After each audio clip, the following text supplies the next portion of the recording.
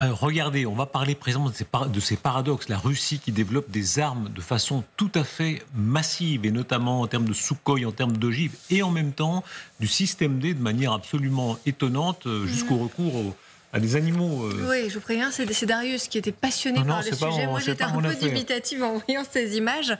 Mais c'est vrai que ce sont des images qui circulent de plus en plus sur les réseaux sociaux et sur les chaînes Telegram russes, où on voit des chameaux et des ânes. Oui, il est très mignon.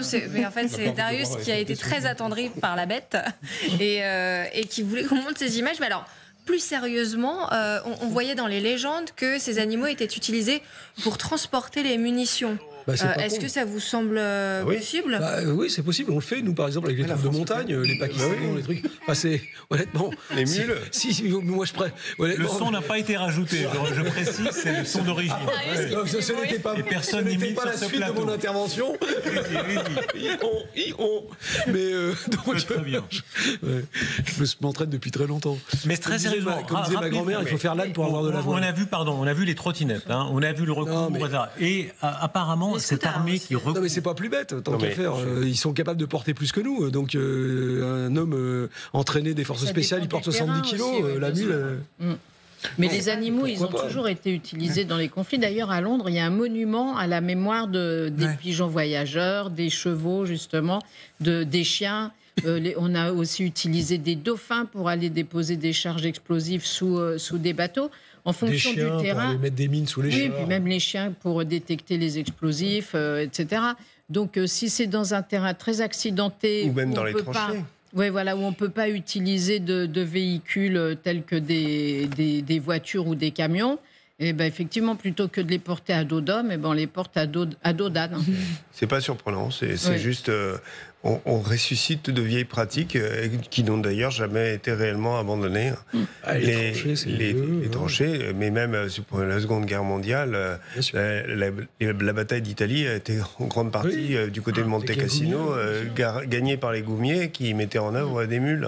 Donc ça, c'est parfaitement clair. Donc il n'y a pas de surprise. Vous avez raison, vous appuyez notamment les propos d'un membre de la Douma qui disait aussi ce que vous disiez, que c'est vrai que ça a été vu pendant la Seconde Guerre mondiale.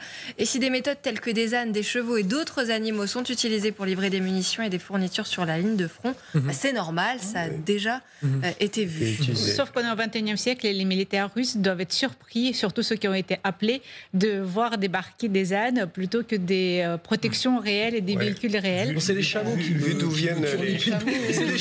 turlupent vite plus dans le quartier. D'où viennent les militaires russes en ce moment, je ne suis pas surpris, puisqu'ils viennent des pays des confins de la Russie et qu'ils ont encore souvent recours à ce genre d'animaux pour leur... Quelle est la vérité de cette armée? On a dit tant de choses et on s'est tellement contredit. Je rappelle, au début de la guerre, il y a eu toutes ces vidéos où on voyait des unités alcooliques au dernier degré.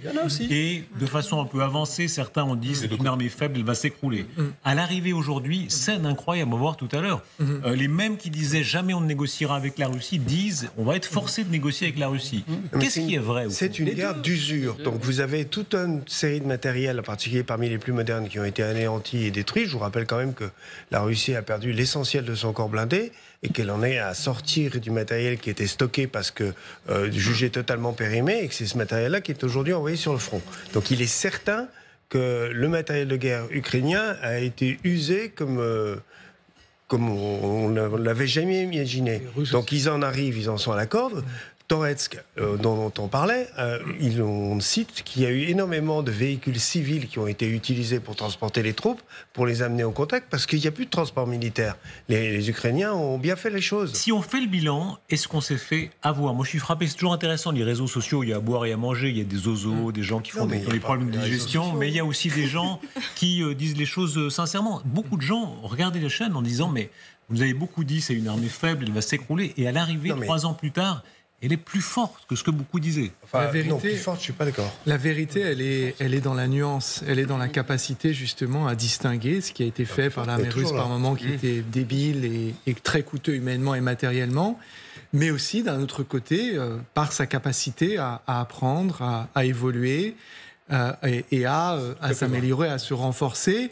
Et puis l'autre chose qui a été grandement sous-estimée, mais ça, on l'a beaucoup dit, c'est sa capacité à encaisser des pertes colossales, à la fois matérielles et humaines.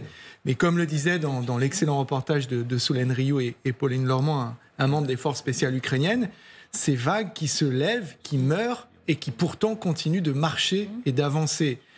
Et donc, c'est un mélange de moyens ultra sophistiqués, de brouillage, de guerre électromagnétique, mais aussi de mules et de chameaux parfois. C'est-à-dire qu'en termes d'équipement, globalement, il n'y a pas de grosses nouvelles technologies qui sont déployées, voire pas du tout en réalité. Et quand on parle des je parle du côté russe, quand on regarde les T-90 et les T-80, plus de 3/4 des stocks ont été détruits, par exemple. Tout simplement détruits sur le terrain, parce qu'ils les ont déployés dès les premières semaines.